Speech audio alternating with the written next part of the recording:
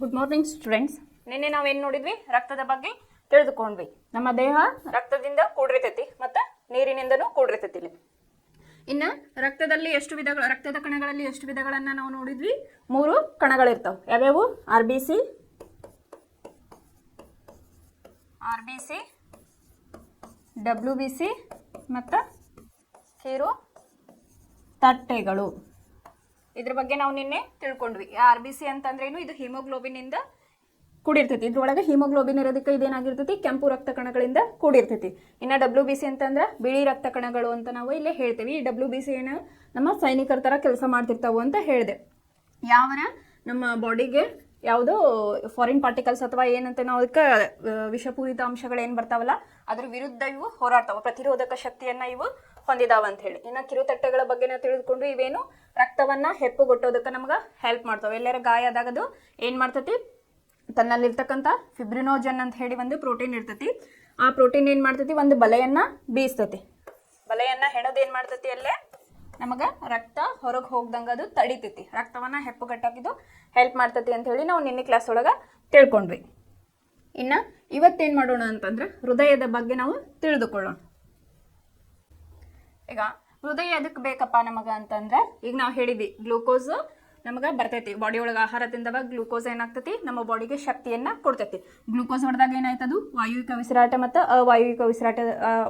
ವಾಯುವಿಕ ಮತ್ತು ಅವಾಯುವಿಕ ಉಸಿರಾಟ ಆಗ್ತೈತಿ. ಅಲ್ಲಿ ಏನೇನು ಪ್ರೊಸೆಸ್ ಆಗ್ತೈತಿ ಅಂತ ಹೇಳಿ ನಾವು ನಿನ್ನೆ ನೋಡಿದ್ವಿ. ಇನ್ನು ಈ ಬ್ಲಡ್ ಇರ್ತೈತಲ್ಲ, ಈ ಹೃದಯ ಎದಕ್ಕೆ ಬೇಕಪ್ಪ ಅಂತಂದ್ರೆ, ಈಗ ಬ್ಲಡ್ ಇರ್ತೈತಲ್ಲ ನಮ್ಮ ಬಾಡಿ ಒಳಗೆ, ಅದು ಪಂಪ್ ಮಾಡೋದಕ್ಕೆ ನಮಗೆ ಎದಕ್ಕೆ ಬೇಕು? ಹೃದಯ ಬೇಕು. ರಕ್ತವನ್ನು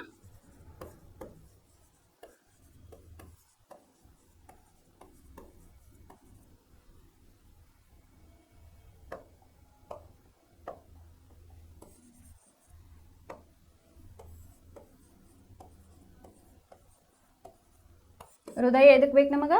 ರಕ್ತವನ್ನು ಪಂಪ್ ಮಾಡಲಿಕ್ಕೆ ಬೇಕು. ಇನ್ನು ರಕ್ತದೊಳಗೆ ಏನಾಗಿರ್ತೈತಿ ಅಂತಂದ್ರೆ ಕಾರ್ಬನ್ ಡೈಆಕ್ಸೈಡ್ ಇರ್ತೈತಿ ಮತ್ತು ಆಕ್ಸಿಜನ್ ಇರ್ತೈತಿ ಮತ್ತು ತ್ಯಾಜ್ಯ ವಸ್ತುಗಳು ಇರ್ತಾವಲ್ಲ, ಅವನಿಗೆ ಏನು ಮಾಡ್ಬೇಕು? ನಾವು ಸಪ್ರೇಟ್ ಒಂದೊಂದು ಕಡೆ ಕಳಿಸ್ಬೇಕಲ್ಲ. ಆ ಕೆಲಸ ಯಾವ್ದು ಮಾಡ್ತೈತಪ್ಪ ಅಂತಂದ್ರೆ ನಮ್ಮ ಹೃದಯ ಮಾಡ್ತೈತಿ. ಏನು ನಮ್ಮ ಬ್ಲಡ್ ಒಳಗೆ ಏನಾಗ್ತೈತಿ? ತ್ಯಾಜ್ಯ ವಸ್ತುಗಳು ಇರ್ತೈತಿ, ಆಕ್ಸಿಜನ್ ಇರ್ತೈತಿ, ಆಮೇಲೆ ಕಾರ್ಬನ್ ಡೈಆಕ್ಸೈಡ್ ವಿಷಪೂರಿತ ಅಂಶಗಳು ಕೂಡ ನಮ್ಮ ದೇಹದಲ್ಲಿ ಇರ್ತಾವೆ. ಅದನ್ನ ಈಗ ಸಪ್ರೇಟ್, ಈಗ ಯಾವುದು ಕಾರ್ಬನ್ ಡೈಆಕ್ಸೈಡ್ ಅದನ್ನ ಸಪ್ರೇಟ್ ಕಳಿಸ್ಬೇಕು, ಆಮೇಲೆ ಆಕ್ಸಿಜನ್ ಈಗ ಸಪ್ರೇಟ್ ಕಳಿಸ್ಬೇಕು. ಅದಕ್ಕೆ ಏನು ಬೇಕು ನಮಗೆ? ಹೃದಯ ಬೇಕು. ಈ ಹೃದಯದಿಂದ ಏನಾಗ್ತೈತಿ ಅಂದ್ರೆ ರಕ್ತ ಪಂಪ್ ಆಗ್ತೈತಿ. ಒಂದೊಂದು ಏನಾದ್ರೂ ವಿಭಾಗಗಳು ಅಂತ ಕರಿತವಲ್ಲ ನಾವು, ಅದರಲ್ಲಿಂದ ಏನು ಮಾಡ್ತೈತಪ್ಪ ಅಂತಂದ್ರೆ ರಕ್ತವನ್ನ ಪಂಪ್ ಮಾಡೋದು. ಮತ್ತು ಅಲ್ಲಿ ಏನಾಗ್ತೈತಿ? ಕೆಟ್ಟ ರಕ್ತವನ್ನ ಒಂದ್ ಕಡೆ ಕಳಿಸ್ತೈತಿ, ಚಲೋ ರಕ್ತವನ್ನ ನಮ್ಗೆ ಎಲ್ಲಾ ಜೀವಕೋಶಗಳಿಗೆ ತಲುಪಿಸ್ತೈತಿ. ಈಗ ಮೊದ್ಲೇನ್ ಮಾಡೋಣ? ಈಗ ಹೃದಯ ಎಷ್ಟು ಕೋಣೆಗಳಿಂದ ಆಗೈತಿ? 4 ಕೋಣೆಗಳಿಂದ ಆಗೈತಿ. ಅವು ಯಾವ್ಯಾವು? ನಮ್ಮ ಹೃದಯ ಮೇನ್ 4 ಕೋಣೆಗಳಿಂದ ಆಗೈತಿ. ಯಾವ್ಯಾವಪ್ಪ ಅಂತಂದ್ರೆ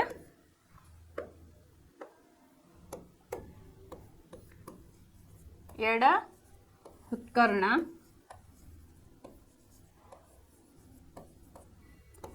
ಎರಡನೇದ್ದು ಬಲ ಹೃತ್ಕರ್ಣ, ಮೂರನೇದ್ದು ಎಡ ಹೃತ್ಕರ್ಷಿ, ನಾಲ್ಕನೇದ್ದು ಬಲ. ಈ ಹೃದಯ ಏನೈತಲ್ಲ ಒಂದು ಸಂಯೋಜಕ ಅಂಗಾಂಶ ಅಂತ ಹೇಳಿ ನಾವು ಕೂಡ ಕರಿತೇವಿ. ಯಾಕಂತಂದ್ರೆ ಸಂಯೋಜಕ ಅಂತಂದ್ರೇನು? ಕೂಡಿ ಅದು ಕೆಲಸವನ್ನ ಮಾಡ್ತಾ ಇರ್ತೈತಿ. ಇನ್ನು ಹೃದಯ ನಾವೇನು ಹೇಳ್ತೀವಿ? ನಮ್ಮ ಎಡಗೈ ಮುಷ್ಟಿ ಎಷ್ಟೈತಿ ಅಂತ ಹೇಳಿ ನಾವು ಕಾಮನ್ ಆಗಿ ಹೇಳ್ತೇವೆ. ಎಡಗೈ ನಮ್ಮ ಹೃದಯ ಏನಾಗಿರ್ತೈತಿ ಅಂದ್ರೆ ಎಡಗೈ ಮುಷ್ಟಿ ಎಷ್ಟು ಇರ್ತೈತಿ. ಇನ್ನು ನಮ್ಮ ಹೃದಯ 4 ಕೋಣೆಗಳಿಂದ ಕೂಡಿರ್ತೈತಿ. ಯಾವ್ದಾವಪ್ಪ ಅಂತಂದ್ರೆ ಎಡ ಹೃತ್ಕರ್ಣ, ಬಲ ಹೃತ್ಕರ್ಣ, ಎಡ ಹೃತ್ಕರ್ಷಿ ಮತ್ತು ಬಲ ಹೃತ್ಕರ್ಷಿ ಅಂತ ಹೇಳಿ ನಾವಿಲ್ಲೇ ಕರಿತೇವೆ. ಈ ಹೃದಯ ಐತಲ್ಲ ಒಂದು ಔಟರ್ ಲೇಯರ್ ಅಥವಾ ಪ್ರೊಟೆಕ್ಟಿವ್, ಅದು ಏನಾಗಿರ್ತೈತಿ ಅಂದ್ರೆ ಕಾರ್ಡಿಯಾಕ್ ಸ್ನಾಯುಗಳಿಂದ ಮಾಡಲ್ಪಟ್ಟಿರ್ತೈತಿ. ಈಗ ಹೃದಯಕ್ಕೆ ಒಂದು ಪ್ರೊಟೆಕ್ಷನ್ ಬೇಕಲ್ಲ, ಅದೇನಾಗಿರ್ತೈತಿಪ್ಪ ಅಂತಂದ್ರೆ ಅದು ಒಂದು ಸ್ನಾಯುಗಳಿಂದ ಕೂಡಿರ್ತೈತಿ. ಅದು ಯಾವ್ದಪ್ಪ ಅಂತಂದ್ರೆ ಕಾರ್ಡಿಯಾಕ್ ಸ್ನಾಯುಗಳಿಂದ ಅದು ಕೂಡಿರ್ತೈತಿ.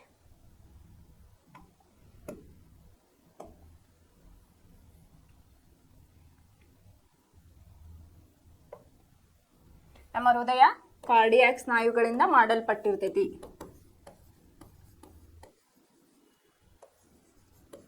ಕಾರ್ಡಿಯಾಕ್ ಸ್ನಾಯುಗಳಿಂದ ಇದು ಮಾಡಲ್ಪಟ್ಟಿರ್ತೈತಿ. ಇನ್ನು ಈಗ ಹಾರ್ಟ್ ಬೀಟ್ ನಮಗೆ ಹೆಂಗೆ ಗೊತ್ತಾಗ್ತೈತಿ ಅಂತಂದ್ರೆ, ಈಗ ಒಂದು ಮಗು ಒಂದು ತಾಯಿಯ ಗರ್ಭದಲ್ಲಿದ್ದಾಗ 1.5-2 ತಿಂಗಳಿಗೆ ಅದು ಹಾರ್ಟ್ ಬೀಟ್ ಬರಕ್ಕೆ ಸ್ಟಾರ್ಟ್ ಆಗ್ತೈತಿ. ಅಲ್ಲಿಂದ ಹಾರ್ಟ್ ಬೀಟ್ ಚಲುವಾಗಿದ್ದು ನಮಗೆ ಸಾಯೋತನ ಅನ್ನೋದು ನಮಗೆ ಹೃದಯ ಬಡ್ಕೋತಾ ಇರ್ತೈತಿ, ಅದ್ರ ಕೆಲಸವನ್ನ ಮಾಡ್ತಾ ಇರ್ತೈತಿ. ಇದ್ರ ಅರ್ಥ ಏನಂದ್ರೆ, ಅದು ಸಣ್ಣ ಕೂಸಿದ್ದಾಗ ಅಥವಾ ಅದು ಭ್ರೂಣವಾಗಿ ಏನು ಗೊತ್ತಾಗ್ತೈತಲ್ಲ 1.5-2 ತಿಂಗಳಿಗೆ, ಅವಾಗಿಂದ ಅದು ತನ್ನ ಕೆಲಸವನ್ನ ಸ್ಟಾರ್ಟ್ ಮಾಡ್ತೈತಿ. ಅವಾಗಿಂದ ನಾವು ಸಾಯೋ ತನಕ ಅನ್ನೋದು ಕಂಟಿನ್ಯೂಸ್ ಆಗಿ ಕೆಲಸವನ್ನ ಮಾಡ್ತಾ ಇರ್ತೈತಿ. ಈ ಹೃದಯ ಒಂದು ಹೊರ ಪದರದಿಂದ ಕೂಡೈತಿ. ಅದಕ್ಕೆ ಏನಂತಾರೆ ಅಂತಂದ್ರೆ ಪೆರಿಕಾರ್ಡಿಯಲ್. ಇಲ್ಲಿ ಇದೇನ್ ಮಾಡ್ತೈತಿ, ನಮ್ಮ ಹೃದಯವನ್ನ ಕಾಪಾಡ್ತಿರ್ತೈತಿ. ಇದು ಒಂದು ಪೆರಿಕಾರ್ಡಿಯಲ್ ಅನ್ನೋ ಒಂದು ಪದರದಿಂದ ಕೂಡಿರ್ತೈತಿ. ಈ ಪೆರಿಕಾರ್ಡಿಯಲ್ ಐತಲ್ಲ, ಇದು ಒಂದು ದ್ರವವನ್ನ ಹೊಂದಿರ್ತೈತಿ. ಅದಕ್ಕೆ ಏನಂತಾರೆ, ಪೆರಿಕಾರ್ಡಿಯಲ್ ದ್ರವ ಅಂತ ಹೇಳಿ ಕರೀತಾರೆ.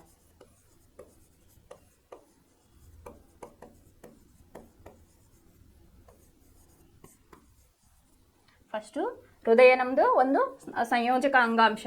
ಇದು ನಮ್ಮ ಎಡಗೈ ಮುಷ್ಟಿಯಷ್ಟು ಇರ್ತೈತಿ.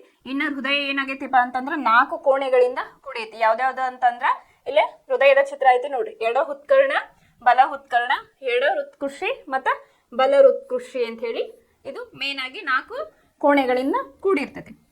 ಆಮೇಲೆ ಇದು ನಮ್ಮ ಹೃದಯ ಎದ್ರಿಂದ ಆಗೈತಪ್ಪ ಅಂದ್ರೆ ಕಾರ್ಡಿಯಾಕ್ ಸ್ನಾಯುಗಳಿಂದ ಇದು ಮಾಡಲ್ಪಟ್ಟಿರ್ತೈತಿ.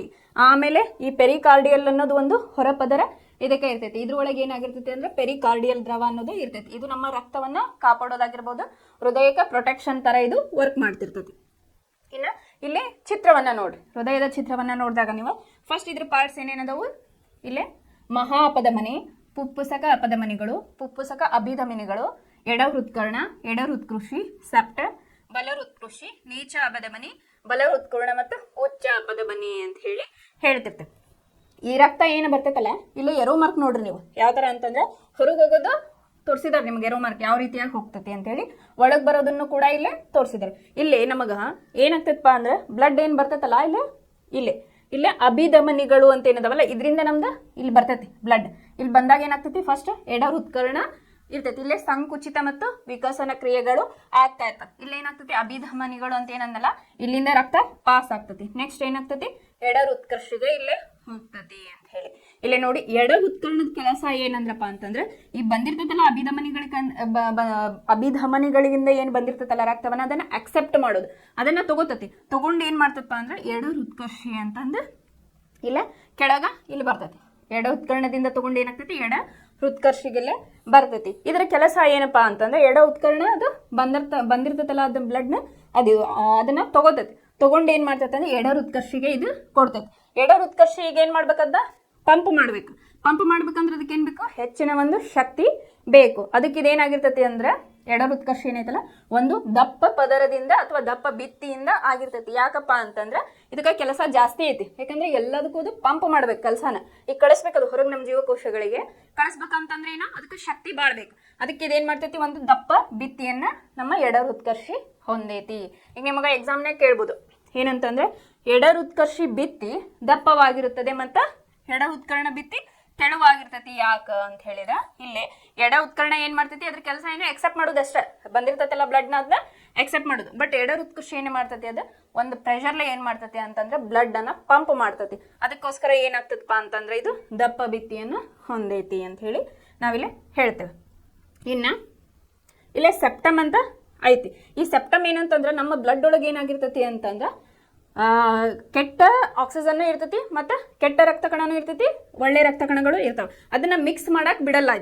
ಇದೇನ್ ಮಾಡ್ತೈತಿ ಸೆಪ್ಟಮ್ ಅಂತಂದ್ರೆ, ಇದು ಬ್ಲಡ್ ಏನಿರ್ತೈತಲ್ಲ ಕೆಟ್ಟ ರಕ್ತದೊಂದಿಗೆ, ಚಲೋ ರಕ್ತ ಕೆಟ್ಟ ರಕ್ತದೊಂದಿಗೆ ಅದು ಮಿಕ್ಸ್ ಮಾಡಕ ಇದು ಬಿಡಲ್ಲ. ಅದಕ್ಕೆ ಏನಾಗ್ತೈತಿ, ಇದು ಸೆಪ್ಟಮ್ ವಿಭಜಿಸುವ ಭಿತ್ತಿ ಅಂತ ಹೇಳಿದಾರಲ್ಲ, ಅದು ನಮಗ ಹೆಲ್ಪ್ ಆಗ್ತೈತಿ. ಇನ್ನ ಇದು ಬಲಗಡೆ ಐತಲ್ಲ, ಬಲ ಹೃತ್ಕರ್ಷಿ, ನೀಚ ಅಪಧಮನಿ ಮತ್ತು ಉಚ್ಚ ಅಪಧಮನಿ ಅಂತ ಹೇಳಿದ. ಉಚ್ಚ ಅಂತಂದ್ರೆ ಮೇಲ್ಗಡೆ, ನೀಚ ಅಂತಂದ್ರೆ ಇಲ್ಲಿ ಕೆಳಗಡೆ ಅಂತ ಹೇಳಿ ನಾವು ಕರಿತೀವಿ. ಇನ್ನು ನಮ್ಮ ಈಗ ಒಂದು ಕಾನ್ಸೆಪ್ಟ್ ಹೇಳಿದೆ ನಾನು, ಗ್ಲೂಕೋಸ್ ಹೊಡೆದಾಗ ಏನಾಗ್ತೈತಿ, ವಾಯುವಿಕ ಉಸಿರಾಟದಾಗ ನಮ್ಗೆ ಕಾರ್ಬನ್ ಡೈಆಕ್ಸೈಡ್ ಮತ್ತು ವಾಟರ್ ಇಲ್ಲ ಫಾರ್ಮ್ ಆಗ್ತೈತಿ ಅಂತ ಹೇಳಿದೆ.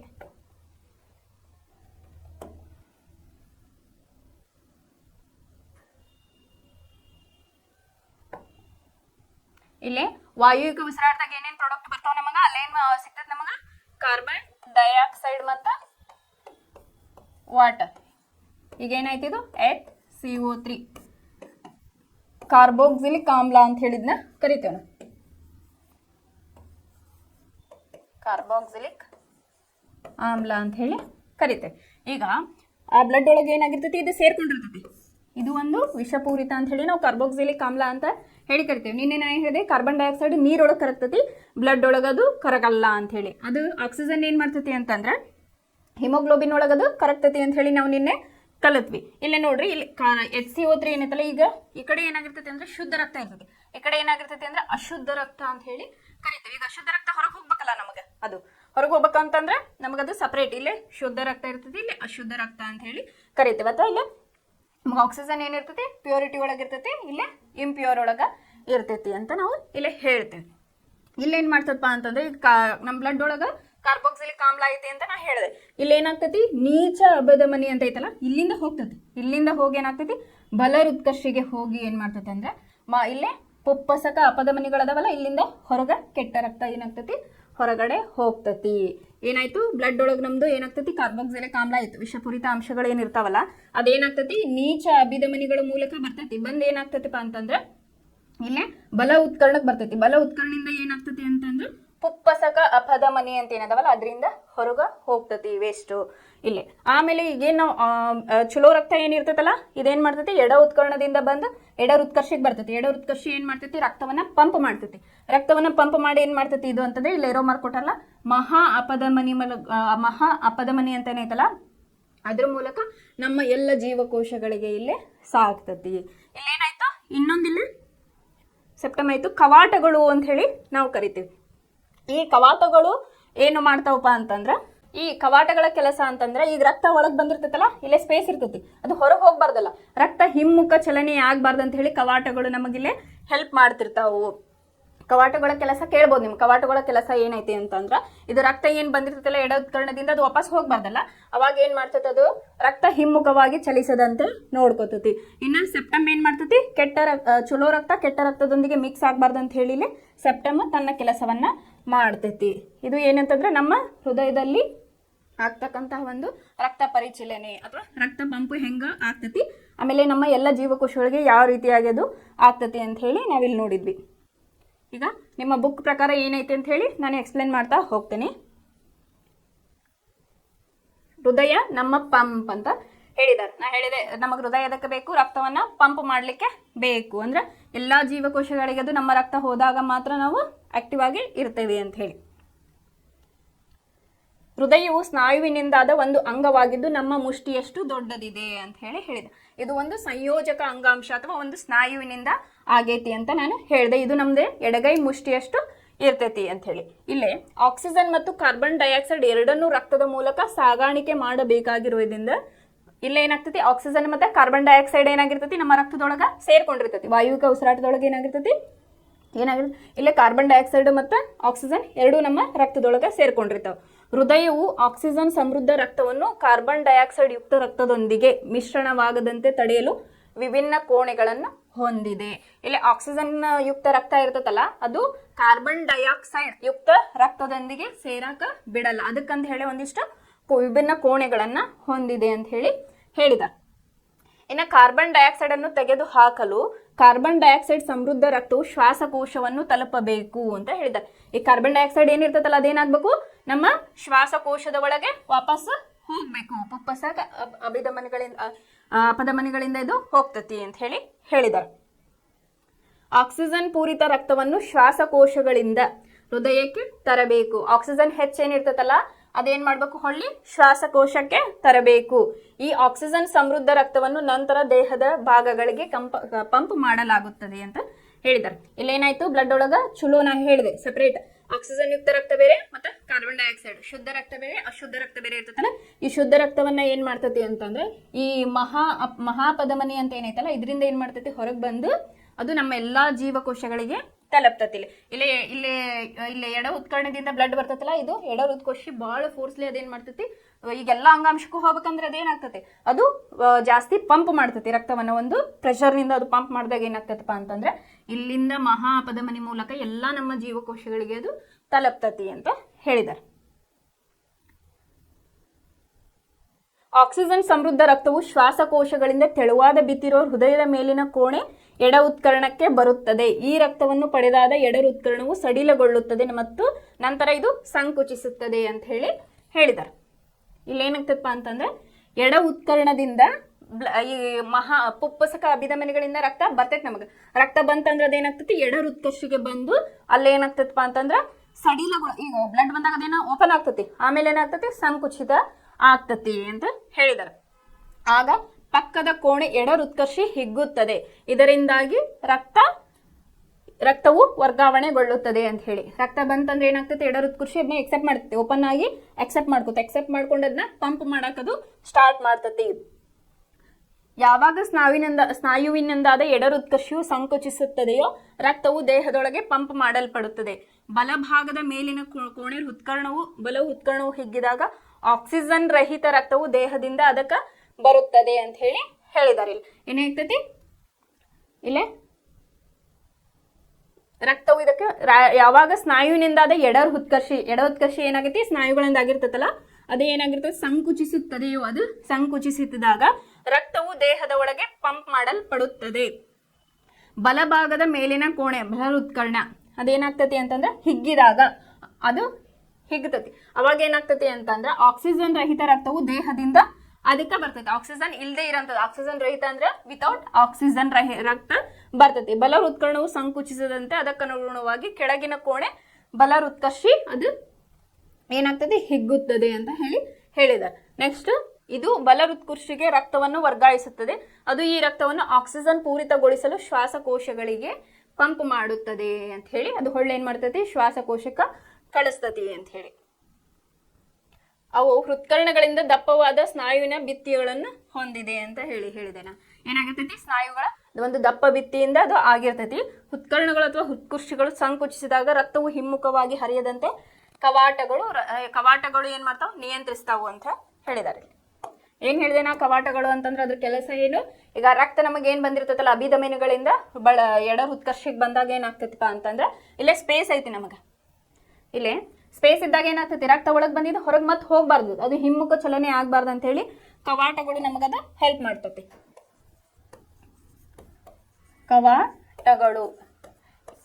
ಕವಾಟಗಳ ಕೆಲಸ ಏನಂದ್ರೆ ಕೇಳ್ತಾರೆ ನಿಮ್ಗೆ 2 ಮಾರ್ಕ್ಸ್ ಕೇಳಿದ್ರಂದ್ರೆ ಏನ್ ಬರೀಬೇಕಪ್ಪ ಅಂತಂದ್ರೆ ರಕ್ತ ಹಿಮ್ಮುಖ ಚಲನೆ ಆಗದಂತೆ ಅದು ತಡಿತೈತಿ ಅಂತ ಹೇಳಿ ಬರಿಬೇಕು. ರಕ್ತವು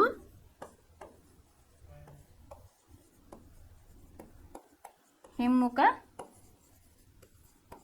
ಚಲನೆ ಆಗದಂತೆ ತಡೆಯುತ್ತದೆ ಅಂತ ಹೇಳಿ ಬರಿಬೇಕು. ಆಮೇಲೆ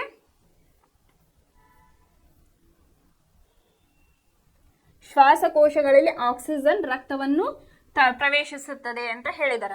ಶ್ವಾಸಕೋಶಗಳಲ್ಲಿ ಆಕ್ಸಿಜನ್ ರಕ್ತವನ್ನ ಶ್ವಾಸಕೋಶದಾಗ ಆಕ್ಸಿಜನ್ ಪ್ರವೇಶಿಸ್ತತಿ, ಆಕ್ಸಿಜನ್ ಯುಕ್ತ ರಕ್ತ.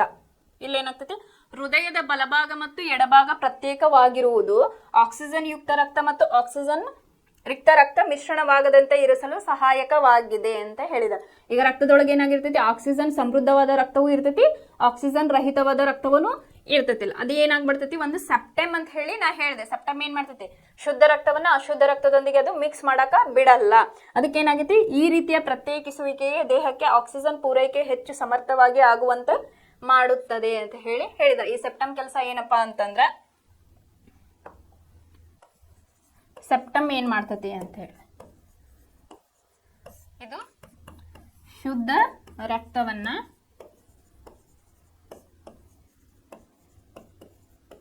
ಅಶುದ್ಧ ರಕ್ತದೊಂದಿಗೆ ಬೆರೆಯಲು ಬಿಡಲ್ಲ.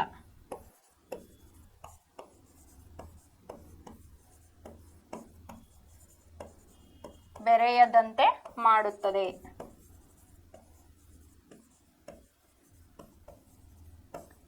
ಕವಾಟುಗಳ ಕೆಲಸ ಏನ್ ಮಾಡ್ತದಪ್ಪ ಅಂತಂದ್ರೆ ಅದು ರಕ್ತ ಹಿಮ್ಮುಖವಾಗಿ ಚಲನೆ ಆಗ್ಬಾರ್ದು ಅಂತ ಹೇಳಿ ಅದು ಕೆಲಸ ಮಾಡ್ತತಿ. ಇನ್ನ ಸೆಪ್ಟಮ್ ಏನ್ ಮಾಡ್ತತಿ ಅಂತಂದ್ರೆ ಶುದ್ಧ ರಕ್ತವನ್ನ ಅಶುದ್ಧ ರಕ್ತದ ಜೊತೆಗೆ ಬೆರೆಯದಂತೆ ಅದು ಕಾಪಾಡ್ತತಿ ಅಂತ ಹೇಳಿದ್ದಾರೆ. ಇಲ್ಲಿ ತಮ್ಮ ದೇಹದ ಇಲ್ಲಿ ಪಕ್ಷಿಗಳು ಮತ್ತು ಸ್ತನಿಗಳಂತ ಅಧಿಕ ಶಕ್ತಿ ಅವಶ್ಯಕತೆ ಇರುವ ಪ್ರಾಣಿಗಳಲ್ಲಿ ಇದು ಉಪಯುಕ್ತವಾಗಿದೆ ಅಂತ ಹೇಳಿದ್ದಾರೆ. ಈಗ ಬರ್ಡ್ಸ್ ಇರ್ತಾವಲ್ಲ ಅದಕ್ಕೆ ಇದು ಹೆಲ್ಪ್ ಆಗ್ತದೆ, ಅದಕ್ಕೆ ಇದು ಬಹಳ ಇಂಪಾರ್ಟೆಂಟ್ ರೋಲ್ ಪ್ಲೇ ಮಾಡ್ತತಿ ಅಂತ ಹೇಳಿದ್ದಾರೆ.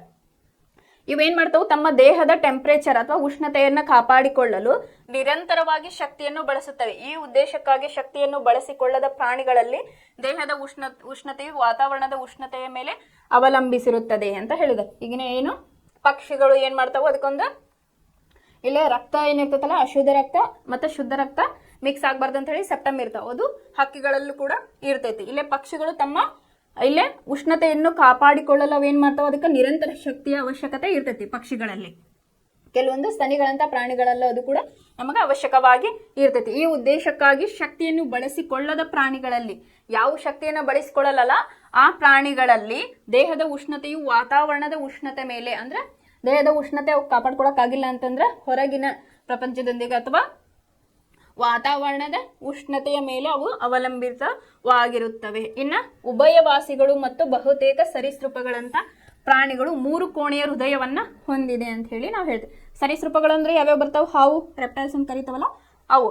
ಇನ್ನ ಉಭಯವಾಸಿಗಳು ಅಂದ್ರೆ ನಾ ಹೇಳಿದೆ ಮೊನ್ನೆ ಕ್ಲಾಸ್ ಒಳಗೆ ಹೇಳಿದೆ. ಉಭಯವಾಸಿ ಅಂದ್ರೆ ನೀರು ಮತ್ತು ನೆಲದ ಮೇಲೆ ವಾಸಿಸ್ತಕ್ಕಂಥ ಒಂದು ಜೀವಿಗಳು ಅಂತ ಹೇಳಿ. ಅವಕ್ಕೆ ಏನಾಗಿರ್ತಾವಪ್ಪ ಅಂತಂದ್ರೆ 3 ಕೋಣೆಗಳ ಹೃದಯವನ್ನು ಹೊಂದಿರ್ತಾವು ಮತ್ತು ಆಕ್ಸಿಜನ್ ಯುಕ್ತ ರಕ್ತ ಮತ್ತು ಆಕ್ಸಿಜನ್ ರಿಕ್ತ ರಕ್ತವು ಸ್ವಲ್ಪ ಮಟ್ಟಿಗೆ ಮಿಶ್ರಣವಾಗುವುದನ್ನು ತಡೆದುಕೊಳ್ಳುತ್ತವೆ ಅಂತ ಹೇಳಿ ಹೇಳ್ತೇವೆ. ಈಗ ರಕ್ತದೊಳಗೆ ಏನಾಗಿರ್ತೈತಿ, ಅಶುದ್ಧ ಮತ್ತು ಶುದ್ಧ ರಕ್ತ ಎರಡು ಇರ್ತೈತಿ. ಅವನ್ನ ಸ್ವಲ್ಪ ಮಟ್ಟಿಗೆ ಮಿಶ್ರಣ ಅದು ಆಗಾಕ ಬಿಡೋದಿಲ್ಲ ಅಂತ ಹೇಳಿ ಹೇಳಿದ್ದಾರೆ. ಮೀನುಗಳು ಕೇವಲ 2 ಕೋಣೆಗಳ ಹೃದಯವನ್ನು ಹೊಂದಿದೆ ಅಂತ ಹೇಳಿ, ಯಾಕಂದ್ರೆ ಅವು ಜಲಚರ ಪ್ರಾಣಿಗಳು. ಇವು ಕಿವಿರುಗಳಿಗೆ ಪಂಪ್ ಮಾಡಲ್ಪಡುವ ರಕ್ತವು ಆಕ್ಸಿಜನ್ ಯುಕ್ತವಾಗಿರುತ್ತದೆ ಅಂತ ಹೇಳಿ ಹೇಳಿದ್ದಾರೆ ಮತ್ತು ದೇಹದ ಉಳಿದ ಭಾಗಗಳಿಗೆ ನೇರವಾಗಿ ಚಲಿಸುತ್ತವೆ. ಇವು ಜಲಚರ ಪ್ರಾಣಿಗಳು, ಫಿಶ್ ಅಂತ ಏನ್ ಕರಿತಾವಲ್ಲ, ಅವು 2 ಕೋಣೆಯ ಹೃದಯಗಳನ್ನ ಹೊಂದಿದವು. ಆ ನಾನು ಕಿವಿರುಗಳ ಬಗ್ಗೆ ಹೇಳಿದ್ದೆ. ಅದ್ರ ಉಸಿರಾಟ ಯಾವ್ದ್ರಿಂದ ಆಗ್ತತಿ, ಕಿವಿರುಗಳ ಮೂಲಕ ಆಗ್ತತಿ ಅಂತ ಹೇಳಿ ಹೇಳಿದ್ದೆ. ಆ ಹೃದಯ ಇವು 2 ಕೋಣೆಗಳ ಹೃದಯವನ್ನು ಹೊಂದಿದ್ದು ಕಿವಿರುಗಳಿಗೆ ಪಂಪ್ ಮಾಡಲ್ಪಡುವ ರಕ್ತವು ಆಕ್ಸಿಜನ್ ಯುಕ್ತವಾಗಿದ್ದು ಅದು ಉಳಿದ ದೇಹದ ಎಲ್ಲ ಒಂದು ಭಾಗಗಳಿಗೆ ಅದು ಕಳಿಸುತ್ತದೆ ಅಂತ ಹೇಳಿ ಹೇಳಿದ್ದಾರೆ. ಇಲ್ಲಿ ಮೀನಿನ ದೇಹದಲ್ಲಿ ರಕ್ತವು ಒಂದು ಬಾರಿ ಪರಿಚಲಿಸಲು ಕೇವಲ ಒಮ್ಮೆ ಮಾತ್ರ ಹೃದಯವನ್ನು ಹಾದು ಹೋಗುತ್ತದೆ. ಇಲ್ಲಿ ಏನಾಗ್ತೈತಿ, ಫಿಶ್ ಒಳಗ ರಕ್ತ ಪರಿಚಲನೆ ಆಗಕ್ಕೆ ಏನ್ ಮಾಡ್ತೈತಿ, ಹೃದಯದೊಳಗ ಒಂದು ಸರಿ ಮಾತ್ರ ಅದು ಹಾದು ಹೋಗ್ತತಿ. ಇತರ ಕಶೇರುಕಗಳಲ್ಲಿ ರಕ್ತವು ಪ್ರತಿಯೊಂದು ಪರಿಚಲನೆ 2 ಬಾರಿ ಹೃದಯವನ್ನು ಹಾದು ಹೋಗ್ತತಿ ಅಂತ ಹೇಳಿ. ಕಶೇರುಕ ಅಂತಂದ್ರೇನು,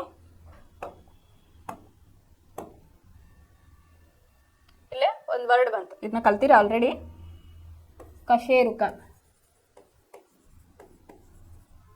ಕಶೇರುಕ ಅಂತಂದ್ರೆ ಯಾವ ಒಂದು ಜೀವಿ ಬೆನ್ನು ಮೂಳೆಯನ್ನ ಹೊಂದಿರ್ತೈತಲ್ಲ ಅವಕ್ಕೆ ಕಶೇರುಕ ಜೀವಿಗಳು ಅಂತ ಹೇಳ್ತೇವೆ. ಯಾರು, ನಾವ ಎಕ್ಸಾಂಪಲ್ ಮನುಷ್ಯರು ಅಂತ ಹೇಳಿ ತಗೋತೀವಿ. ಇಲ್ಲೇ ಮೀನಿನ ದೇಹದಾಗ ಏನಾಗ್ತತಿ ಅಂತ ಹೃದಯಕ್ಕೆ ರಕ್ತ ಒಂದು ಸಲ ಮಾತ್ರ ಹೋಗ್ತತಿ. ಅದ ನಮ್ಮ ಕಶೇರುಕ ಜೀವಿಗಳಲ್ಲಿ 2 ಸಲ ಬಂದು ಹೋಗ್ತತಿ. ನಾ ಹೇಳ್ದೆ ನಿಮಗ, ಈಗ ಒಂದ್ಸಲ ಬಂದು ಹೋಗಿ ಮತ್ತೆ ಒಂದ್ಸಲ ಬಂದು ಹೊರಗಡೆ ಹೋಗ್ತತಿ. ಅದಕ್ಕೆ ಏನಂತಾರಪ್ಪ ಅಂತಂದ್ರ ಇಮ್ಮಡಿ ಪರಿಚಲನೆ ಅಂತ ಹೇಳಿ ಕರೀತಾರೆ. ಇದು ಕೂಡ ಇಂಪಾರ್ಟೆಂಟ್ ಮಾರ್ಕ್ಸ್ ಬರಂತ ಕ್ವಶನ್.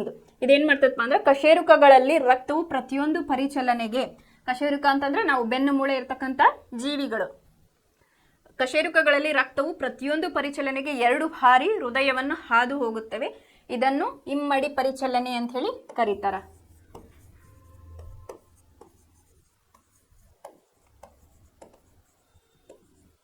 ಇಮ್ಮಡಿ ಪರಿಚಲನೆ ಅಂತ ಹೇಳಿ ಕರೀತಾರೆ. ನಿಮ್ಗೆ ಎಕ್ಸಾಮ್ನಾಗ ಕೇಳ್ಬೋದು ಇಮ್ಮಡಿ ಪರಿಚಲನೆಯ ಪ್ರಾಮುಖ್ಯತೆ ಏನು ಅಂತ ಹೇಳಿ, ಅಥವಾ ಇಮ್ಮಡಿ ಪರಿಚಲನೆ ಅಂದ್ರೇನು ಅಂತ ಹೇಳಿ ಇಲ್ಲಿ ಕೇಳ್ಬೋದು. ಇನ್ನ ನಾಳಗಳು, ರಕ್ತನಾಳಗಳು ಅಂತ ಹೇಳಿ ಕಾನ್ಸೆಪ್ಟ್ ಐತಿಲೆ. ಅಪಧಮನಿಗಳು ಒಂದು ವಿಧದ ನಾಳಗಳು. ಅವು ರಕ್ತವನ್ನು ಹೃದಯದಿಂದ ದೇಹದ ವಿವಿಧ ಅಂಗಗಳಿಗೆ ಕೊಂಡೊಯ್ಯುತ್ತವೆ. ಅಪಧಮನಿಗಳು ಏನದಾವಲ್ಲ, ಈಗ ರಕ್ತ ಪಂಪ್ ಆಗಿದ್ದ ಎಡ ಹೃತ್ಕುಕ್ಷಿ ಏನ್ ಮಾಡ್ತೈತಿ, ಪಂಪ್ ಮಾಡ್ತೈತಿ. ಪಂಪ್ ಮಾಡಿ ಏನ್ ಮಾಡ್ತೈತಿ, ಅದು ಮಹಾಪಧಮನಿ ಮೂಲಕ ಎಲ್ಲಾ ಜೀವಕೋಶಗಳಿಗೆ ಅದು ಕೊಂಡೊಯ್ಯುತ್ತದೆ ಅಂತ ಹೇಳಿದ. ರಕ್ತವು ಹೃದಯದಿಂದ ಅತಿ ಹೆಚ್ಚಿನ ಒತ್ತಡದಲ್ಲಿ ಹೊರಹೊಮ್ಮುವುದರಿಂದ ಅಪಧಮನಿಗಳು ದಪ್ಪವಾದ ಸ್ಥಿತಿಸ್ಥಾಪಕ ಭಿತ್ತಿಯನ್ನು ಹೊಂದಿದೆ ಅಂತ ಹೇಳಿ. ಈಗ ರಕ್ತ ಪಂಪ್ ಮಾಡ್ಬೇಕಂದ್ರೆ ಅದಕ್ಕೆ ಏನ್ ಬೇಕು, ಸರ್ಟಿನ್ ಪ್ರೆಷರ್ ಬೇಕು, ಒತ್ತಡ ಬೇಕು. ಅದಕ್ಕೆ ಏನ್ ಮಾಡ್ಯಾವ ಅಂತಂದ್ರೆ ಅವು ದಪ್ಪವಾದ ಸ್ಥಿತಿಸ್ಥಾಪಕ ಭಿತ್ತಿಯನ್ನು ಹೊಂದಿದೆ ಅಂತ ಹೇಳಿ ಆಗ್ಲೇ ಇದ್ರ ಬಗ್ಗೆ ಹೇಳಿದೆ. ಅದು ಪಂಪ್ ಮಾಡ್ಬೇಕಂತಂದ್ರೆ ಏನ್ ಬೇಕು, ಅದಕ್ಕೊಂದು ಪದರ ಬೇಕು, ಭಿತ್ತಿ ದಪ್ಪವಾಗಿರ್ಬೇಕು. ಯಾಕಂದ್ರೆ ಅದು ಪ್ರೆಷರ್ ಲೆಕ್ಕ ಒತ್ತಡದಿಂದ ಅದು ಕೆಲಸವನ್ನ ಮಾಡ್ತಿರ್ತತಿ. ಅಭಿಧಮನಿಗಳು ವಿಭಿನ್ನ ಅಂಗಗಳಿಂದ ರಕ್ತವನ್ನು ಸಂಗ್ರಹಿಸಿ ಹೃದಯಕ್ಕೆ ಮರಳಿ ತರುತ್ತವೆ. ಅವುಗಳಿಗೆ ದಪ್ಪವಾದ ಭಿತ್ತಿಯ ಅಗತ್ಯವಿಲ್ಲ ಅಂತ ಹೇಳಿ ಹೇಳಿದೆ. ಈಗ ಎಡ ಹೃತ್ಕರ್ಷಿ ಮತ್ತೆ ನಾನು ಹೇಳಿದೆ, ಇಲ್ಲೇ ಹಾಡ್ ಚಿತ್ರದೊಳಗ ನಿಮಗಿದು ಇಂಪಾರ್ಟೆಂಟ್ ಕ್ವಶನ್ ಆಗಿ ಕೇಳ್ತಾರೆ. ಎಡ ಉತ್ಕರ್ಣಕ್ಕಿಂತ ಎಡ ಹೃತ್ಕರ್ಷಿಯ ಭಿತ್ತಿಯು ದಪ್ಪವಾಗಿರುತ್ತದೆ ಏಕೆ ಅಂತ ಹೇಳಿ ಕೇಳಿದಾಗ ನೀವೇನು ಬರೀಬೇಕಪ್ಪ ಅಂತಂದ್ರೆ ಇಲ್ಲ ಕೊಟ್ಟಿದ್ದಾರೆ. ಅಭಿಧಮನಿಗಳು ವಿಭಿನ್ನ ಅಂಗಗಳಿಂದ ರಕ್ತವನ್ನು ಸಂಗ್ರಹಿಸಿ ಹೃದಯಕ್ಕೆ ಮರಳಿ ತರುತ್ತವೆ. ಅವುಗಳಿಗೆ ದಪ್ಪವಾದ ಭಿತ್ತಿಯ ಅಗತ್ಯವಿಲ್ಲ, ಏಕೆಂದರೆ ಇಲ್ಲಿ ರಕ್ತವು ಒತ್ತಡದಲ್ಲಿರುವುದಿಲ್ಲ, ಬದಲಾಗಿ ಅವು ಕವಾಟಗಳನ್ನು ಹೊಂದಿವೆ. ಆ ಕವಾಟಗಳು ರಕ್ತವು ಕೇವಲ ಒಂದು ದಿಕ್ಕಿನಲ್ಲಿ ಹರಿಯಲು ಬಿಡುತ್ತವೆ ಅಂತ ಹೇಳಿ ಹೇಳಿದ್ದಾರೆ. ರಕ್ತವು ಹೃದಯದಿಂದ ಅತಿ ಹೆಚ್ಚಿನ ಒತ್ತಡದಲ್ಲಿ ಹೊರಹೊಮ್ಮುವುದರಿಂದ ಕೇಳಿದಾಗ ಏನ್ ಮಾಡ್ರಿ, ರಕ್ತವು ಎಡ ಉತ್ಕರ್ಣದಿಂದ ಇಲ್ಲೇ ಅಭಿಧಮನಿಗಳಿಂದ ಏನ್ ರಕ್ತವನ್ನ ಎಕ್ಸೆಪ್ಟ್ ಮಾಡ್ತಾವಲ್ಲ ತಗೋತಾವಲ್ಲ ಅವಕ್ಕ ಪ್ರೆಷರ್ ಇರಂಗಿಲ್ಲ, ಒತ್ತಡ ಇರುವುದಿಲ್ಲ. ಆದ್ದರಿಂದ ಎಡ ಹೃತ್ಕರ್ಣಕ್ಕೆ ದಪ್ಪವಾದ ಭಿತ್ತಿ ಇರುವುದಿಲ್ಲ. ಬಟ್ ಎಡ ಹೃತ್ಕರ್ಷಿ ಏನಾಗ್ತತಿ, ಇದು ಎಲ್ಲ ಜೀವಕೋಶಗಳಿಗೆ ಪಂಪ್ ಮಾಡ್ಬೇಕಾಗಿರ್ತತಿ, ಅದಕ್ಕದು ದಪ್ಪ ಭಿತ್ತಿಯನ್ನ ಹೊಂದಿರ್ತತಿ. ಆದ್ದರಿಂದ ಏನು ಇಲ್ಲೇ ಎಡ ಹೃತ್ಕರ್ಷಿ ಏನಾಗಿರ್ತತಿ, ದಪ್ಪ ಭಿತ್ತಿಯಿಂದ ಕೂಡಿರ್ತತಿ ಅಂತ ಹೇಳಿ ಹೇಳಿರ್ತಾಳೆ. ಇಲ್ಲಿ ಅಭಿಧಮನಿಗಳು ವಿಭಿನ್ನ ಅಂಗಗಳಿಂದ ರಕ್ತವನ್ನು ಸಂಗ್ರಹಿಸಿ ಹೃದಯಕ್ಕೆ ಮರಳಿ ಬರುತ್ತವೆ. ಅವುಗಳಿಗೆ ದಪ್ಪವಾದ ಭಿತ್ತಿಯ ಅಗತ್ಯವಿಲ್ಲ, ಏಕೆಂದರೆ ಇಲ್ಲಿ ರಕ್ತವು ಒತ್ತಡದಲ್ಲಿರುವುದಿಲ್ಲ, ಅದರ ಬದಲಾಗಿ ಕವಾಟಗಳನ್ನು ಹೊಂದಿದೆ ಅಂತ ಹೇಳಿ ಹೇಳಿದೆ. ನಾ ಕವಾಟಗಳು ಏನು, ಅಲ್ಲೊಂದು ಗ್ಯಾಪ್ ಇತ್ತಲ್ಲ, ಆ ಕವಾಟಗಳು ಏನ್ ಮಾಡ್ತಾವ, ರಕ್ತ ಒಮ್ಮೆ ಬಂದಿದ್ದನ್ನ ಅದು ಪಂಪ್ ಆಗ್ಬೇಕಲ್ಲ, ಪಂಪ್ ಆಗೋ ಮುಂದೆ ಪ್ರೆಷರ್ಲೆ ಹಾಕಿರ್ತೈತಿ, ಅದು ಹೊಳ್ಳಿ ಹೋಗ್ಬಾರ್ದಲ್ಲ, ಅದು ಹೊಳ್ಳಿ ಹೋಗ್ಬಾರ್ದು ಅಂತ ಹೇಳಿ ಕವಾಟಗಳು ಅಲ್ಲೇ ಇರ್ತಾವು. ಅದು ರಕ್ತವನ್ನ ಹಿಮ್ಮುಖವಾಗಿ ಚಲನೆ ಆಗಲು ಬಿಡೋದಿಲ್ಲ. ಅದರಿಂದ ಏನಾಗಿರ್ತೈತಿ, ನಮಗ ಕವಾಟಗಳು ಹೃದಯದಲ್ಲಿ ಇರ್ತಾವು. ಅದಕ್ಕೆ ಈ ಕವಾಟಗಳು ರಕ್ತವು ಕೇವಲ ಒಂದು ದಿಕ್ಕಿನಲ್ಲಿ ಹರಿಯಲು ಬಿಡುತ್ತವೆ ಅಂತ ಹೇಳಿ, ಅದು ಹಿಮ್ಮುಖವಾಗಿ ಚಲಿಸಲ್ಲ. ಹಿಂಗ ಬಂತಂದ್ರೆ ಹಿಂಗ ಮಾಲ ಹೋಗ್ತದೆ, ಮಹಾಪಧಮನಿ ಮೂಲಕ ನಮ್ಮ ಎಲ್ಲ ಜೀವಕೋಶಗಳಿಗೆಲ್ಲೇ ಹೋಗ್ತತಿ ಅಂತ ಹೇಳಿ ಹೇಳಿದರು. ಅಪಧಮನಿಯು ಒಂದು ಅಂಗವನ್ನು ಅಥವಾ ಅಂಗಾಂಶವನ್ನು ತಲುಪಿದ ನಂತರ ರಕ್ತವನ್ನು ಪ್ರತಿಯೊಂದು ಜೀವಕೋಶೀಯ ಸಂಪರ್ಕಕ್ಕೆ ತರಲು ಸಣ್ಣ ಸಣ್ಣ ನಾಳಗಳಾಗಿ ವಿಭಜಿಸುತ್ತದೆ ಅಂತ ಹೇಳಿ ಹೇಳಿದ. ಅಪಧಮನಿ ಏನೈತಲ್ಲ, ಇದು ಒಂದು ಅಂಗ ಅಥವಾ ಅಂಗಾಂಶವನ್ನು ಅದು ಒಂದು ಅಂಗಕ್ಕೆ ಹೋಗಿ ತಲುಪ್ತಂದ್ರೆ ಏನಾಗ್ತತಿ, ರಕ್ತವು ಪ್ರತಿಯೊಂದು ಜೀವಕೋಶದ ಸಂಪರ್ಕಕ್ಕೆ ತರಲು ಒಂದು ನಾಳಗಳಾಗಿ ಅದು ವಿಭಜಿಸುತ್ತದೆ ಅಂತ ಹೇಳಿ ಹೇಳಿದರು. ಅತ್ಯಂತ ಸಣ್ಣ ನಾಳಗಳು ಒಂದು ಜೀವಕೋಶದಷ್ಟು ಸಣ್ಣ ಭಿತ್ತಿಯನ್ನು ಹೊಂದಿದ್ದು ಅದು ಲೋಮನಾಳ ಎಂದು ಕರೆಯುವರು ಅಂತ ಹೇಳಿದ್ದಾರೆ. ಈ ಸಣ್ಣ ನಾಳಗಳು, ಅತಿ ಸಣ್ಣ ನಾಳಗಳು ಏನದವಲ್ಲ, ಅವು ಒಂದು ಜೀವಕೋಶದಷ್ಟು ಒಂದು ದಪ್ಪ ಭಿತ್ತಿಯನ್ನು ಹೊಂದಿದ್ದು ಅದಕ್ಕೇನಂತಾರ, ಲೋಮನಾಳ ಅಂತ ಹೇಳಿ ಕರೀತಾರೆ.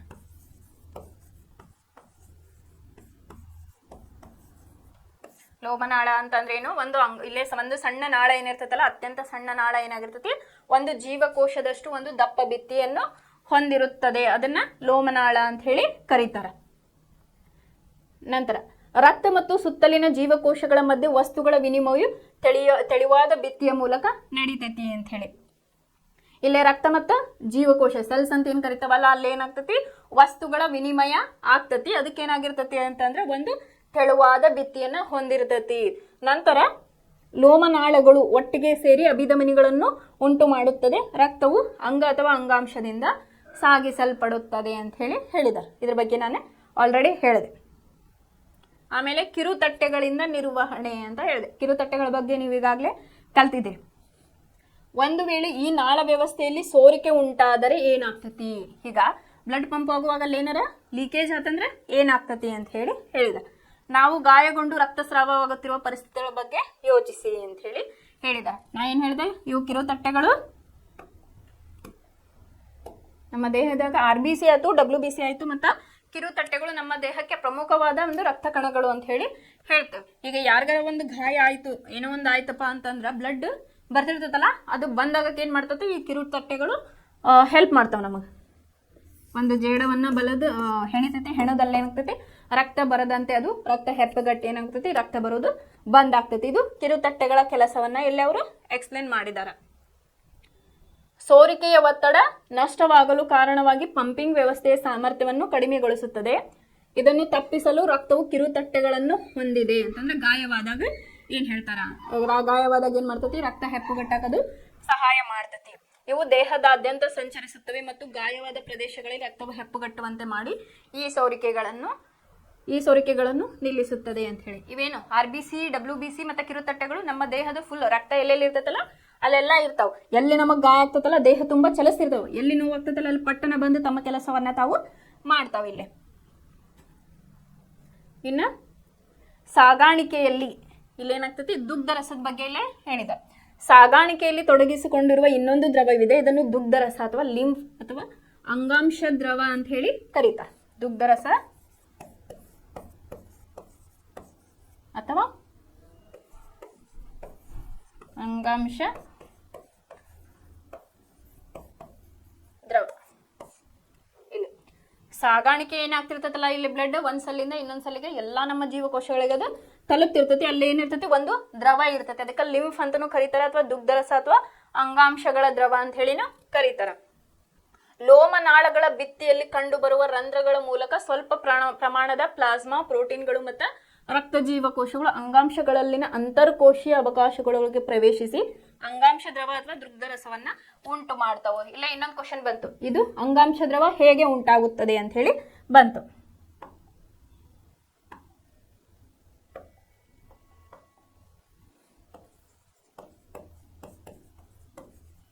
ಅಂಗಾಂಶ ದ್ರವ ಅಥವಾ ದುಗ್ಧರಸ ಅಂತ ಹೇಳಿ ಏನ್ ಬರೀಬೇಕಪ್ಪ ಅಂತಂದ್ರೆ, ಸಾಗಾಣಿಕೆಯಲ್ಲಿ ರಕ್ತ ಸಾಗಾಣಿಕೆಯಲ್ಲಿ ತೊಡಗಿಸಿಕೊಂಡಿರೋ ಇನ್ನೊಂದು ದ್ರವ ಇದೆ, ಇದಕ್ಕೆ ಅಂಗಾಂಶ ದ್ರವ ಅಂತ ಹೇಳಿ ಕರೀತಾರ.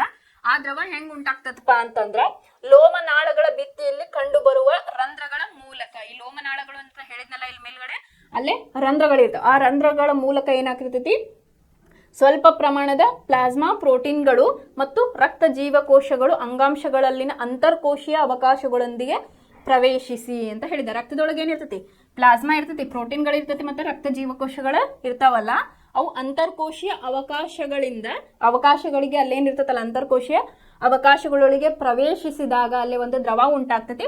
ಅದಕ್ಕೆ ಅಂಗಾಂಶ ದ್ರವ ಅಂತ ಹೇಳಿ ಕರೀತಾರ. ಇಲ್ಲೇ ನೀನೆ ಪ್ಲಾಸ್ಮಾ ಬಗ್ಗೆ ಹೇಳಿದ್ದೆ. ಈಗ ನಮ್ಮ ಬ್ಲಡ್ ಕಲರ್ಲೆಸ್ ಇರ್ತೈತಿ, ಅಥವಾ ಇದು ಪ್ಲಾಸ್ಮಾ ಒಂದು ಏನದು ಮಾಧ್ಯಮ ಅಂತ ಹೇಳಿ ಹೇಳಿದೆ ನಾನು.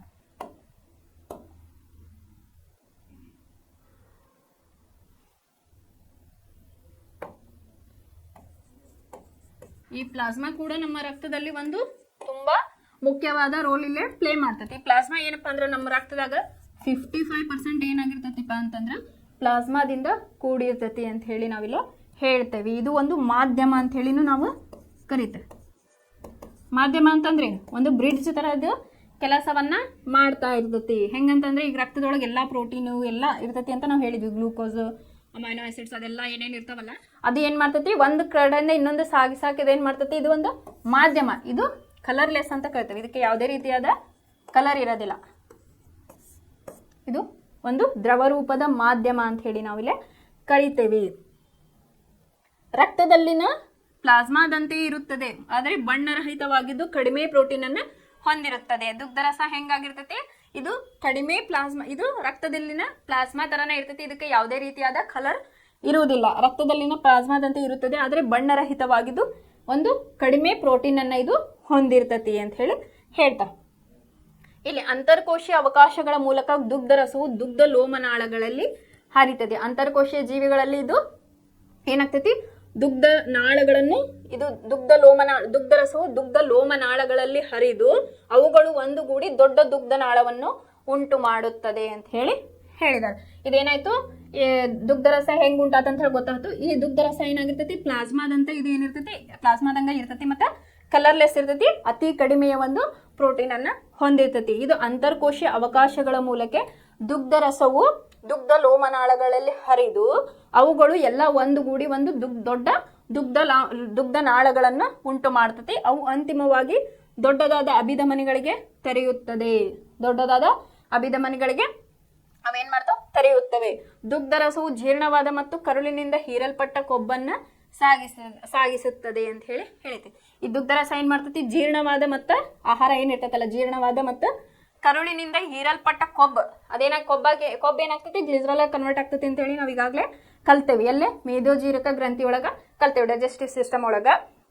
ಇಲ್ಲೇ ಜೀರ್ಣವಾದ ಮತ್ತು ಕರುಳಿನಿಂದ ಹೀರಲ್ಪಟ್ಟ ಕೊಬ್ಬನ್ನ ಸಾಗಿಸ್ತತಿ ಮತ್ತು ಜೀವಕೋಶದ ಹೊರಗಿರುವ ಅಧಿಕ ದ್ರವ ಪದಾರ್ಥವನ್ನು ಮರಳಿ ರಕ್ತಕ್ಕೆ ಹರಿಯುವಂತೆ ಇದು ಮಾಡ್ತತಿ. ಇದು ಏನಪ್ಪಾ ಅಂತಂದ್ರ ದುಗ್ಧರಸದ ಒಂದು, ದುಗ್ಧರಸ ಅಂದ್ರೇನು, ಆಮೇಲೆ ದುಗ್ಧರಸ ಹೆಂಗ್ ಉಂಟಾಗ್ತತಿ, ದುಗ್ಧರಸದ ಕಾರ್ಯವೇನು ಅಂತ ಹೇಳಿ ನಾವು ತಿಳ್ಕೊಂಡು, ಇದಿಷ್ಟೇನಾಯ್ತಲ್ಲ ನಮ್ಮ ಹೃದಯದ ಬಗ್ಗೆ ಆಯ್ತು. ಇನ್ನ ಈ ಹೃದಯದೊಳಗೆ ನಿಮ್ಗೆ ಏನೇನು ಕ್ವಶನ್ ಬರ್ಬೋದಪ್ಪ ಅಂತಂದ್ರೆ, ಫಸ್ಟ್ ಇಲ್ಲಿ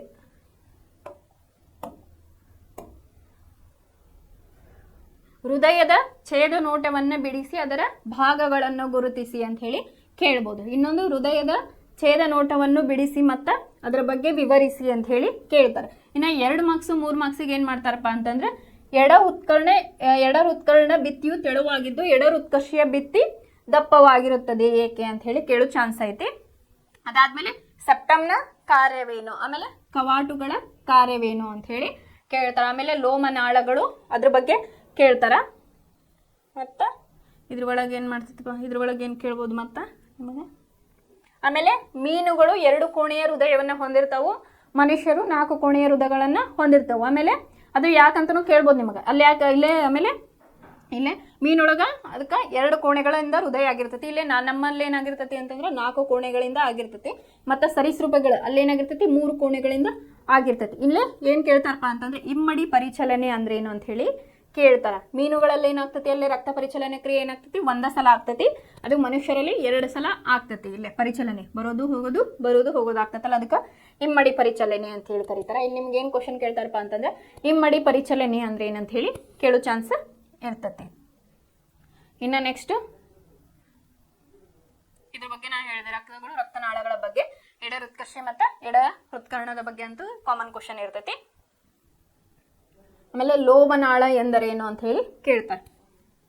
ಆಮೇಲೆ ಕಿರುತಟ್ಟೆಗಳು, ನಿನ್ನೆ ಇದ್ರ ಬಗ್ಗೆ ಹೇಳೇನಿ. ಇಲ್ಲೇ ರಕ್ತವು 3 ಕಣಗಳಿಂದ ಆಗಿರ್ತೈತಿ, RBC WBC ಮತ್ತು ಕಿರುತಟ್ಟೆಗಳು. ಅಲ್ಲೇನು ಮಾಡ್ತಾರ, RBCಯ ಕೆಲಸ ಏನು, ಆಮೇಲೆ WBCಯ ಕೆಲಸ ಏನಂತ ಹೇಳಿ ಕೇಳ್ತಾರ. ಆಮೇಲೆ ಕಿರುತಟ್ಟೆಗಳು ಯಾವ ರೀತಿಯಾಗಿ ತಮ್ಮ ಕೆಲಸವನ್ನು ನಮ್ಮ ರಕ್ತದಲ್ಲಿ ಮಾಡ್ತಾವ ಅಥವಾ ನಮ್ಮ ದೇಹದಲ್ಲಿ ಅವು ನಿರ್ವಹಿಸ್ತಾವ ಅಂತ ಹೇಳಿ ಕೇಳ್ತಾರ. ಆಮೇಲೆ ದುಗ್ಧರಸ ಹೆಂಗೆ ಉಂಟಾಗ್ತತಿ, ದುಗ್ಧರಸ ಅದರದ್ದು ಇಂಪಾರ್ಟೆನ್ಸ್ ಏನು ಅದನ್ನು ಕೇಳ್ತಾರ. ದುಗ್ಧರಸದ ಕಾರ್ಯಗಳು ಏನು ಅಂತ ಹೇಳಿ ಕೇಳ್ತಾರ. ಇನ್ನು ಪ್ಲಾಸ್ಮಾ ಅಂತ ಕೇಳಿದ್ರೆ ಅದು ಹೆಂಗಾಗೈತಿ, ಅದ್ರ ಕೆಲಸ ಏನು ಅಂತ ಹೇಳಿ ಕೇಳ್ತಾರೆ. ಇದಿಷ್ಟು ಹೃದಯದ ಬಗ್ಗೆ ಬರ್ತಕ್ಕಂತಹ ಕ್ವಶನ್ಗಳನ್ನು ನಾವಿಲ್ಲಿ ನೋಡ್ಬೋದು. ಇನ್ನು ಇಲ್ಲಿ ಏನಾರು ಡೌಟ್ಸ್ ಇರ್ತೈತಲ್ಲ ನಿಮಗೆ, ಈಗ ನಾವು ಯಾವ್ದಾರು ಪಾಯಿಂಟ್ಸ್ ಬಿಟ್ಟಿದ್ರಾಯ್ತು ಅಥವಾ ನಮ್ಗೆ ಇಂಥದ್ದು ಪಾಯಿಂಟ್ ಅರ್ಥ ಆಗಿಲ್ಲ ಅಂತಂದ್ರೆ ಕಮೆಂಟ್ ಸೆಕ್ಷನ್ ಒಳಗೆ ಹಾಕ್ರಿ, ನಾವು ಅದನ್ನು ನಿಮ್ಗೆ ಇನ್ನಷ್ಟು ಈಸಿಯಾಗಿ ಇಲ್ಲಿ ಹೇಳ್ಕೊಡ್ತೇವೆ ಅಂತ ಹೇಳಿ ಇಲ್ಲಿ. ಆಮೇಲೆ ಈಗ ಕಾಮನ್ ಆಗಿ ಹೇಳ್ತಾರ ಬ್ಲಾಕೇಜಸ್ ಆಗೈತಿ ಹಾರ್ಟ್ ಒಳಗೆ ಅಂತ ಹೇಳಿ ಹೇಳ್ತಿರ್ತಾರೆ. ಅದು ಯಾಕಪ್ಪ ಆಗ್ತಿರ್ತೈತಿ ಅಂತಂದ್ರೆ ಆಕ್ಸಿಜನ್ ಅಲ್ಲಿ ಏನು ಸಪ್ಲೈ ಆಗ್ತಿರ್ತದಲ್ಲ, ಅಲ್ಲೇ ರಕ್ತ ಪಂಪ್ ಆಗ್ತಿರ್ತದಲ್ಲ, ಇಲ್ಲಿ ಲೋಮನಾಳಗಳು ಅಥವಾ ರಕ್ತನಾಳಗಳು ಏನಾಗ್ತಿರ್ತಾವಲ್ಲ ಕಂಪ್ಲೀಟ್ ಆಗಿ ಹೋಗ್ತಿರ್ತದ ಬ್ಲಡ್ ಸರ್ಕ್ಯುಲೇಷನ್. ಅಲ್ಲೆಲ್ಲರ ಬಂದಪ್ಪ ಅಂತಂದ್ರೆ ಅಲ್ಲೇ ಬ್ಲಾಕೇಜಸ್, ರಕ್ತನಾಳ ಒಳಗೆ ಬ್ಲಾಕೇಜಸ್ ಆಗ್ತಾವೆ. ಕೆಲವೊಮ್ಮೆ ಕ್ಯಾಲ್ಸಿಯಂ ಅತಿಯಾಗಿನೂ ಬ್ಲಾಕೇಜಸ್ ಆಗೋ ಚಾನ್ಸಸ್ ಇರ್ತೈತಿ. ಅದಕ್ಕೆ ಏನು ಮಾಡಬೇಕು, ಸರ್ಕ್ಯುಲೇಷನ್ ಸರಿಯಾಗಿ ಆಗ್ತಾ ಇರಬೇಕು, ವಿಷಪೂರಿತ ಅಂಶಗಳು ಹೋಗ್ತಾ ಇರಬೇಕು. ಈಗ ನಾವು ಉಸಿರಾಟವನ್ನು ಮಾಡಿದಾಗ ಕಾರ್ಬನ್ ಡೈಆಕ್ಸೈಡ್ ನಮ್ಮ ಒಳಗೆ ಕುತ್ಕೊಂತಪ್ಪ ಅಂತಂದ್ರೆ ಅದು ನಮಗೆ ಹಾರ್ಟಿಗೆ ಪ್ರಾಬ್ಲಮ್ ಮಾಡ್ತೈತಿ. ಹಾಗಾಗಿ ಏನಾಗ್ತದೆ, ಕಾರ್ಬನ್ ಡೈಆಕ್ಸೈಡ್ನ ನಾವು ಕಂಪ್ಲೀಟ್ ಆಗಿ ಹೊರಗೆ ಹಾಕಿದಾಗ ಆಕ್ಸಿಜನ್ ಒಳಗಡೆ ಹೋಗಿ ನಾವು ಆರೋಗ್ಯವಾಗಿ ಇಲ್ಲೇ ಇರ್ತೀವಿ. ಇನ್ನು ನಾಳೆ ಕ್ಲಾಸ್ ಒಳಗೆ ಏನು ಮಾಡೋಣಪ್ಪ ಅಂತಂದ್ರೆ ಸಸ್ಯಗಳಲ್ಲಿ ಸಾಗಾಣಿಕೆಯನ್ನು ನೋಡೋಣ. ಈಗ ನಮ್ಮ ಒಳಗೆ ಯಾವ ಥರ ಆಗ್ತೈತಿ ಅಂತ ಹೇಳಿ ಗೊತ್ತೈತಿ. ಅದೇ ರೀತಿ ಈಗ ಸಸ್ಯಗಳ ಒಳಗೆ ಏನಾಗಿರ್ತೈತಿಪ್ಪ ಅಂತಂದ್ರೆ ಜೈಲಮ್ ಮತ್ತು ಫ್ಲೋಯಮ್ ಅಂತ ಹೇಳಿ ಇಲ್ಲೇ ಬರ್ತಾವೆ. ಅದ್ರ ಮೂಲಕ ಏನಾಗ್ತೈತಿ, ಇಲ್ಲೇ ಸಾಗಾಣಿಕೆ ಆಗ್ತಾ ಇರ್ತವೆ. ಇನ್ನೂ ಕೆಲವೊಂದಿಷ್ಟು ಬರ್ತಾವೆ. ಅದನ್ನು ನಾಳೆ ಕ್ಲಾಸ್ ಒಳಗೆ ಯಾವ ರೀತಿಯಾಗಿ ಆಗ್ತೈತಿ ಸಸ್ಯಗಳಲ್ಲಿ ಸಾಗಾಣಿಕೆ ಅಂತ ಹೇಳಿ ನೋಡೋಣ. ಮತ್ತು ಇನ್ನೊಂದು ಏನಂತಂದ್ರೆ ವಿಸರ್ಜನೆ ಮನುಷ್ಯರಲ್ಲಿ ಯಾವ ರೀತಿಯಾಗಿ ಆಗ್ತತಿ ಅಂತ ಹೇಳಿ, ಅಂದ್ರೆ ಯೂರಿನರಿ ಬ್ಲಾಡರ್ ಕಿಡ್ನಿ ಬಗ್ಗೆ ಬರ್ತೈತೆ ಅದ್ರೊಳಗೆ. ಅದ್ರ ಬಗ್ಗೆ ನಾವು ನಾಳೆ ಕ್ಲಾಸ್ ಒಳಗೆ ತಿಳಿದುಕೊಳ್ಳೋಣ. ಧನ್ಯವಾದಗಳು.